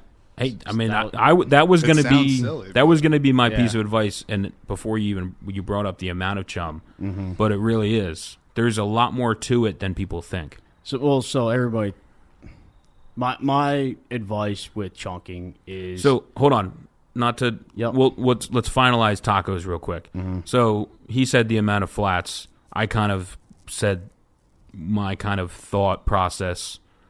So let's say we're on a 26-hour trip, but you guys have been chunking from, let's say, 6 p.m., an hour before sunset, 5:30, till 7 a.m., 8 a.m.? I'm just trying to judge how many flats you're using per hour right now. Yeah, 6 to... Well, I mean, it changes. There's no exact science, but I just want to ballpark that information for the people that probably are kind of listening. 6 flats. So 12. 6 flats. Let's say 6 to 6 is 12 hours. If the fish are there, I mean, we're going to throw them all and catch them all. You know what I mean, kind of? Yeah, I'm just, Like, again, 6 that's why I'm just saying I'm If ballparking. the fishing's kind of mediocre, right? Not looking for a science project here. yeah. So these fish have been. They're either there or they're not. That's how it's been kind of going. So, managing our chunks until they show up. When they show up, then we read them, how they're feeding, and throw accordingly. But That's why I was saying like more like half a flat an hour. That's pretty slow feed. I mean, you really don't have to throw many if they're not around. You know, if you're kind of waiting. Yeah. Like if you're marking them on the screen. Well, who would have thought this was such a tricky question? I just asked how long you're fishing. Fish. I'm just okay. Because we It's not throw a standard flat question. mahi fishing too. Why are you taking 8 flats then? Because we use them all. For when You use them all, right? But I'm gonna say when we're not catching, there's like a quarter flat an hour going in the water. Right. Yeah. That's And then we could dump 2 flats in the water in 45 minutes. right. Yeah. I understand that it depends, right? And then if you're marking fish and you're not getting bites, you might you're throwing more meat to see if you can get them to come up, or you're throwing. I understand all that. I'm just saying. I just gave numbers. Is that what you're after? Yeah, Numbers. quarter flat an hour when you're not catching, and then you're adjusting as you see signs. Yeah. So You could be marking, you could be getting bites, you could be not getting bites, you could be seeing them and not. Yeah, you're trying different things. yeah, so I would say the standard throwing technique is 4 to 5 pieces every 30 seconds to a minute, depending on drift. Yeah. Every 45 seconds, you throw them up current. As soon as they disappear on the other side of the boat, you throw more. Right. Yeah. And you're taking 6 to 8 flats for, let's say, you're preparing when you're taking that, you're preparing for 12 to 14 hours of chunking, basically. Roger. Yeah. Yep. More or less. And yeah, I mean, I'd say that you're and everything in between is the fisherman. How you use them, when you use them, and stuff like that. That's the fishing. I'd say with six flats, you're undoubtedly set for 12 hours of fishing. 12. Mm-hmm. Yep. Good advice there, Taco. Thank you. Yeah. I think you're up next. As the appropriate as the current Well, along with the bait, deck captain to know the bait is very important. along with the amount of bait, you also got to have a variety as well. But the baits. Mm-hmm. Yeah. Right. So- just a bait. What's your advice, RJ?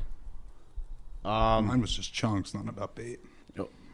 Well, my advice is, anybody can go out there during a hot chunk bite and catch tunas, right? The triple Rex last year. Everybody could do it. And people were coming home with 10, 12 tunas and, they're a rock star. The fucking things were jumping in the boat, You didn't have to have your $1,000 jigging set up for your slow pitch rod. By the way, if it's all in the flutter of the downfall of the slow pitch, setup, can somebody explain to me why the rod is so important? If it's all in the flutter going down, by the way. But my big thing is effort, right? Anybody can go out there and catch them when the fish are jumping in the boat. But when it's a little bit of a picky bite,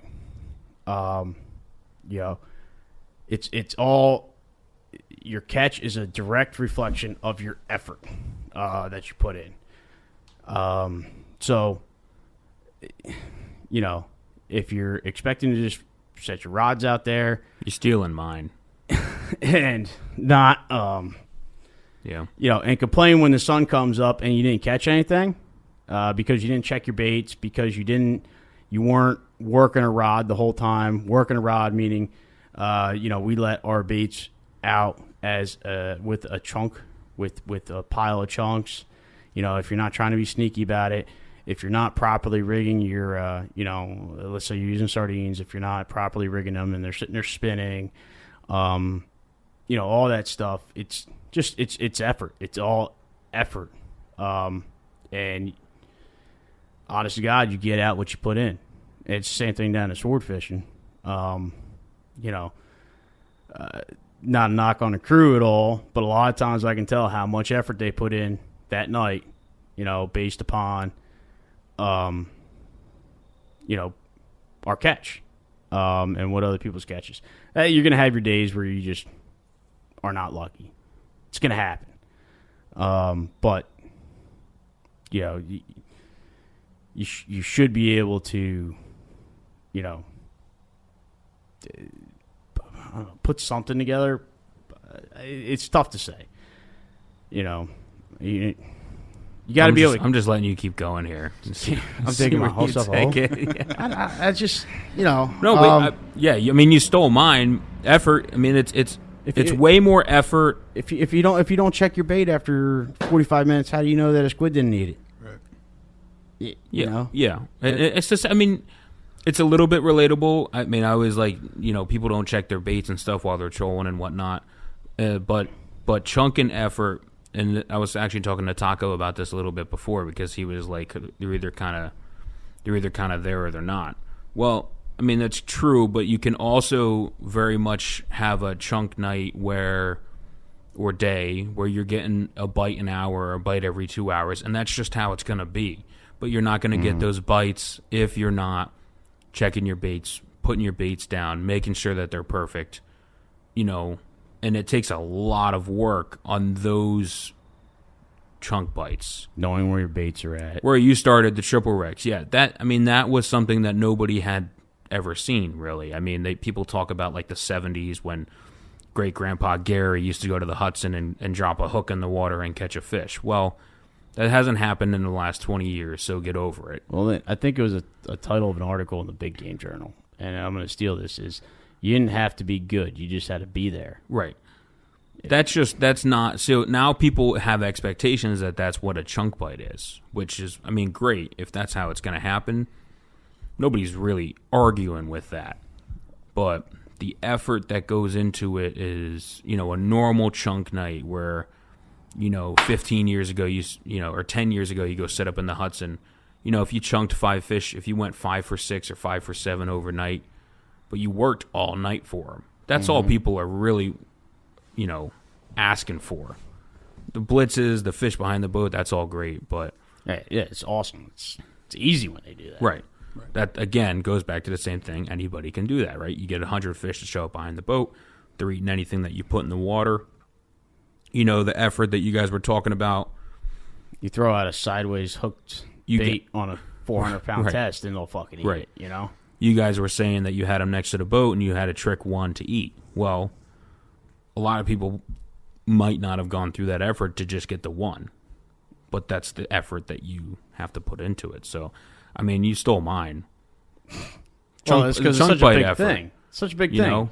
And it's huge. It's huge, and and it's just a different type of effort, and it's tough, especially if it's a nighttime thing too. Good to be able to work at that level the entire night. It's fucking dark. It's cold. It's the boat's rocking. You're taking fucking green waves, and it's not a. You got to be a special kind of person. If I'll pick a different piece of advice too, this goes to any fishing, but don't be afraid to check other areas. Mm-hmm. Just because Taco and RJ are sitting and they're catching fish in one spot doesn't mean that's the only spot with fish, which goes into the internet fishing and stuff too, because at times people think there's only one place to catch fish and that's where they have to be. There's always other fish out there. You can always make your own reports. Those people that you said set up on the west side or something? You said west side, right? The one night? Yeah. We're out to the west? Yep. Whatever. They set up in a different spot in the Hudson than everyone else, and they had a good night. Cat and Jimmy, they're real determined. Right. So you can do that and be very successful. You don't have to do what everyone else is doing. That's a simple one. That goes for everything. But, people are always afraid to do that because they get FOMO, fear of missing out, right? Their buddies over there, they caught 2 fish, and they think, oh, man, they caught 2 fish. If I go over there and I don't catch any, then I'm a loser. Yeah. Well, he caught 2 fish. It's fishing. Yeah.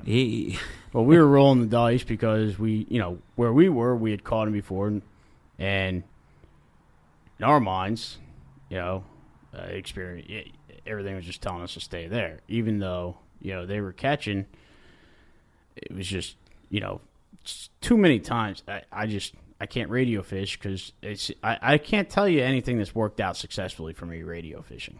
If somebody says it's their own fish, catching fish, every time I make it there, it's fucking over with, So, well, radio fishing. People learn their lessons radio fishing. Yeah. Well, some people, that's all they do. Every year I get a reminder. Yep. I did one this year. It's just hard not to sometimes, Get such a good report where you get your buddy that's doing so good and you go, all right, I'll give it a shot. And you do it and you regret it. Well, I bit because I was over on the west or east side of the Hudson. They were over on the west side. So it was only like 6 miles. And we trolled over there. But I knew where I was, something was going to happen. And by the time I got to where I went, realized it was over with, we missed it, and then got back to where I was, I could tell that most of it had already happened, and I think we scrapped together a couple of fish. And it was just, you get those decisions. But didn't work out then. Yeah. So that's a good point. Don't be afraid to go try. Yeah, that just applies to everything. But chunking is just this. the way the last 2 years I've already seen, right? So last year, the triple wrecks. Mm-hmm. Remember, just based on my running angle, I ran across a different set of fish. Oh, yeah. And we had them all to ourselves. Mm-hmm. There's more fish there. About a week. Like, everyone's in the Hudson. I can't say because I haven't been out there. The Hudson, yes, there's fish in the Hudson, but, why aren't there fish in the Toms or the Linden Cole? I mean, I bet there are.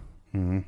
But, and I'm not knocking anyone for chasing a report or whatever, but, there's more fish out there. There always are. Big ocean. All right, so the chunk talk. Last thing, would you rather get into a stellar chunk bite or a stellar troll bite? Stellar, it means good. Stellar means good, Taco. My first? Yeah, you're first. Well, probably, it's definitely cooler to see a stellar chunk bite. It's probably more efficient to find a stellar trolling bite because you could probably get the fish in faster. You're on bigger tackle and put the baits back out and get some more. Well, so I was gonna follow this up. that's- I was gonna tell you guys to keep your just like kind of pick one, and because I had a follow up question. Mm-hmm. So That's tough to say, though. I mean, as So- far as efficiency, 50 wides versus, chunking rods. both of my fastest limits, chunking and trolling, from first bite to last, have been an hour and a half each. And they were both like 60-pound fish. So they can't necessarily be more efficient. But it's a Okay. good reason you think so. did you pick? Yeah. He did trolling. Troll. I picked chunking. You picked chunking. Oh, yeah. RJ? Yeah. Yeah. No, let's go with you, Cody. I'm always All going right. second. You always get last. I'm not going to take your answer this time. Um, Well, I guess it's- Well, I it's already only know two the follow up. answers. I already know the follow up. I already know the follow up question. So that's kind of as my hosting role over here. That's kind of gonna throw it off. But I'll say I think it's cooler to get into a chunk bite. So I would say chunk bite. Okay. Well, I'm really torn. Don't no. I just want your answer because I have a follow up question. So don't. All right. Am I overthink given it. ideal conditions? Yes. Ideal conditions, I'll go with a troll bite every day of the week. All right. So my follow-up question is, as we're all captains in here, do you take more pride in a good chunk bite or a good troll bite? Or, like, as the captain, do you feel more successful one way or the other? Okay, you take this one first, Cody. All right. Well, Because we got to mix the order up. the so questions. I to me, it's hands down a troll bite because, being able to limit out on the troll or something like that means that you're able to repeat conditions. You're able to know what's going on. First of all, you found them, right? Which is it's a little probably, I don't know if it's easier on the troll, but you found them. Mhm. And you're not going to limit out on one pass, you're not going to limit out on two passes, basically, right? So you have to keep repeating situations, and you have to have a crew that's working their tail off, and you also for the other side of things. But I take more pride in putting together a really good troll trip because that means you're working, like you as the captain are doing most of the work. Okay. So that's my answer to that one. Because to me, it's different. To me, it's one thing to shut the engines off, throw bait over the side, fish come up, they're swimming around the boat, you keep hooking them and you keep landing them. Mm-hmm. I almost envision that a little bit like catching crappies on the edge of a pond. Throw a piece of corn next to the crappie, it bites it, and you pull it out of the water. I'm not antagonizing you with any rebuttal questions because I got. No, I know. I have. That's my reasoning. For other people will put it different ways too. You ever been on a good crappie bite? Yeah, it reminds me of catching chunkin yellowfins. Fucking chumming them up with the corn. Taco, you're up. No, RJ, No, you're RJ, next. you're Taco's next. been first Yeah. most of the time. All right. Well, as far as one way or another goes, no, I don't have a preference. Reason being, in most of these, like, and I'm going to defend chunking on most of this because of what most of Cody's reasons for liking a troll bite is. But again, I don't have a preference whether it's one way or another as far as Captain's Pride is concerned. Because to me, in order to get on a good chunk bite, you still have to position the boat correctly. It goes back to us saying that chunking is an art. You still have to know how to throw the baits properly. You still have to have the crew that has the knowledge of rigging baits properly, of when you say that there's mark at 100 foot, you have to have them to be able to go and strip 100 feet of line off of that reel or whatever it takes. It's 150 feet if you got a big scope at, or 200 feet, to get down that 100 foot, depending on whatever your weight is. And for them to know that that bait is there and for you to connect with that bite. Devil's advocate here. How many times have you limited out on tuna that are at 200 feet? We got a limit last week. All the bites were at 150. You didn't see any of them? Not one of them. Well, that's the other thing with chunking, too, is most of the time if you get a bite, that the other fish tend to kind of congregate around the boat. You start coming up with the other fish. You're throwing the chunks. Anyways, I think there's just as much captaining and art to a good chunk bite as there is a good troll bite. A good troll bite, I had one of the most epic ones last year. And I don't think Cody, you were there for about a hot second, and you caught your one fish that ended up placing in the beach haven tournament. Oh, yeah, you're welcome for that, by the way. I found that bite. But you weren't there. I called you back to it. You found it yesterday or the day No, before? I was going. What's up, Bob? I found it that morning, and I told you to go there. And we went there. And no, you decided to fucking lollygag No, around at some other spot. No, I swear we went like 3 miles or 4 miles down that you edge. lollygagged. Whatever. Cost me a lot of money. You made money. I don't know. You had like Anyway, 3 seconds left to fish, and you hooked up.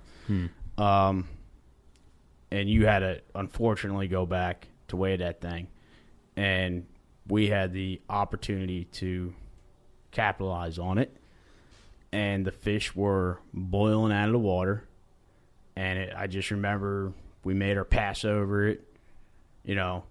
Every rod go down, and it was everything the charter could do to get them fish in, and not a fully seasoned crew yet on deck, but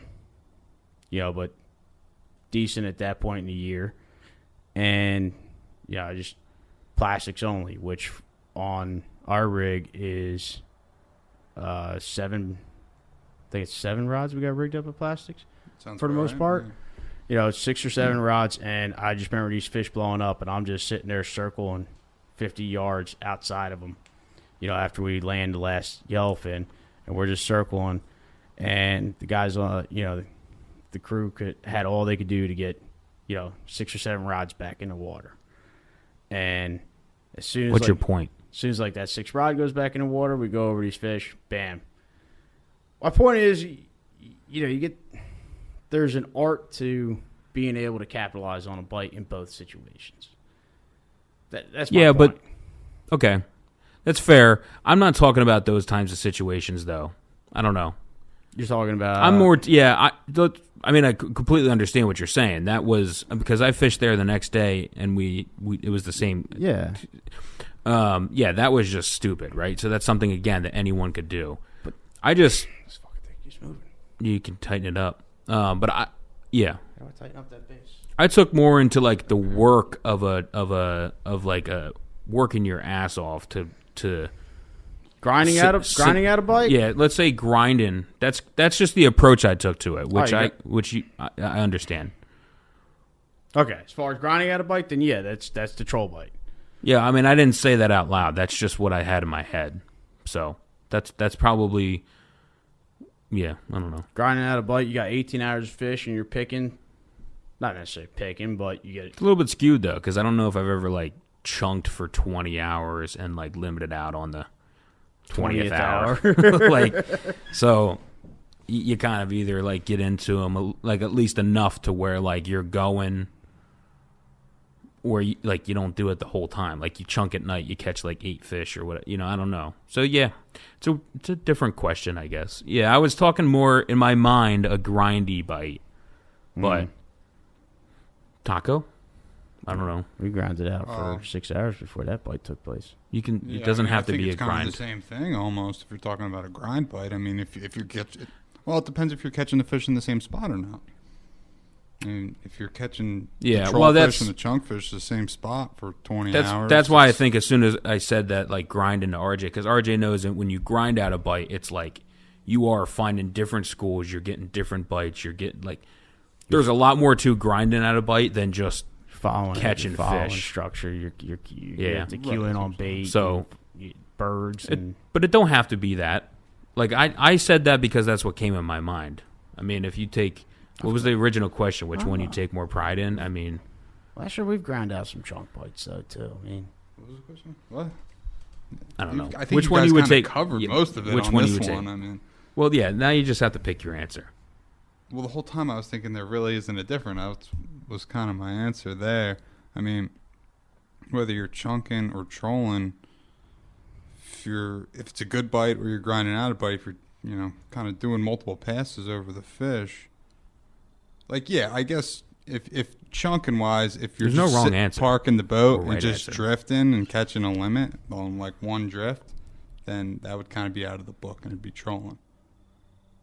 But if you're, I mean, that's 6-8 hours chunking. That's why the best of both worlds hopefully happen every year, because then you get a nice balance. I mean, yeah. I mean, last year though. Now that I'm really, last year we had some chunk bites that. Well, you were pissed off last year because you were catching so many fish so quickly on the chunk. Probably 75% of days. There was probably 20% of them days last year where we were chunking inshore. Where I'm trying to remember. I'm remembering now that where we had to grind, and it was you go here and you catch 2-3 fish, and and you were catching. I was gonna say, I had a few of those days though, but I was catching. I wasn't like, not like limited out with 18, but it was like a 10-12 type trip. Yeah, and it was a lot of work. And you get. You either get piled on with boats or, the fish were just not exactly there. And then, I remember what I ended up doing most of the time was it was like if you lose the blood trail of a deer, you start making big circles. We would just circle and move out but you're running, of course, because we're on a chunk bite. And trying to spinner sharks. Remember the spinner sharks? Oh yeah, everybody was saying. What were they calling them? Somebody made a big post. They saw wahoos. Yeah, wasn't the one guy calling them wahoos? yeah, the wahoos. Classic. But getting bit off by wahoos. Yeah, and then you circle and then you see like a bird over there. So then you go chasing that, and you're like, you look at it, and you're like, nah, I don't want to drift that, and keep circling, and you find like a little bird on a slick, and then you're like, yeah, let's try it, and then you pick 5 fish there. I don't know what you're getting at. I'm gonna cut you off. What I'm getting at is we did have those grind bites last year, and that was rewarding. But yeah, back to the troll bite. I mean, there's nothing better than fresh water. Nah, I mean, you are right. Fresh water. I don't know, just something in my gut. Like, I just feel really good about grinding out a troll bite. Well, there's nothing like fresh water moving in, fresh fish moving in the springtime, and you're chasing all that, and you find it, and you put the fucking pieces of the puzzle together, and you come out victorious. That's Taco looks tired. No, I'm just listening. Yeah. What time did you wake up this morning and go chase wood ducks? 4. What time do you wake up? Well, I was 4:30. 4:30. 4? What the fuck? What'd you have to do? I had aggressive You blind. Had I had like aggressive a blind. 3-hour duck prep. I hunted about 2 minutes away from my house. What'd you do for 2 hours? Captain Taco. We're not. I got up early. No. Anything else you want to add to the chunk bite? Not that I Or can about think of yourself off the that top of people my don't head. know? Maybe you want to give them your phone number so they can Nah, I think text that's you, all right. call you. Nothing else? You're good? I'm pretty much covered everything here. RJ? Captain Smokey? Oh, I want to give. What is Matt? What's your Instagram? I want to give that out. What's my name? It's Matt Salco. That's exactly what it is. Matt Salco. Matt Salco, ladies and gentlemen. If you want to friend him on Instagram, he's a hoot. We tag him in some stuff. Captain Mount Salco. Captain Matt. Matt Salco Taco. Yeah, all right. Well, I guess that's pretty much going to wrap it up then. Nobody's else got anything to add into. Good time, good talks. Captain Taco will be back. I know we spent a little bit of time talking about him per se. We'll get. There's definitely going to be an episode on Captain Taco's inshore secret spots. Klondike. Yeah, we went over that. The red beads. Well, we went over to Klondike. Red beads. Yeah. The red beads. Where'd you go yesterday, Matt? The new penny. Klondike. What was the flavor you like? Not the new penny in the gulp, but the what were you liking? White? White? White. Don't tell nobody. And we talked a little bit about the chunk bite. And yeah, I guess good episode, guys. Good nonsensing. Mm-hmm. Anything else? I do want anybody out there that can tell me why the rod is so important on a slow pitch jig to let me know. Keep doing. I mean, nobody really sent us anything last time, but if you got questions, you got topics you want to hear about, we will get into some like kind of purely educational episodes as we go and stuff like that. But kind of just getting things going and getting the crew out there. So, questions, comments, concerns at Jersey Nutz Charters on Facebook, at Jersey Nutz Charters on Instagram. RJ Melton is on Instagram and Facebook as well. So is Cody Melton. Isn't that your username, RJ shoot- Melton? It is. Shoot us a text. Two N's. 609-354-2734 with anything you want us to talk about. And we will see you guys at the next episode 3. Can I get Em Giddy from Captain Taco, Get him giddy. Captain Smokey, Get him giddy. and get Em Giddy?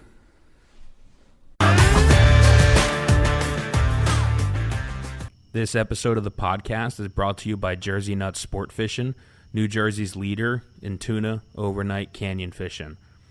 Find out more about Jersey Nutz Sport Fishing by visiting www.jerseynutssportfishing.com or visiting them on social media on Facebook at Jersey Nutz Charters and on Instagram at Jersey Nutz Charters. Get 'em giddy.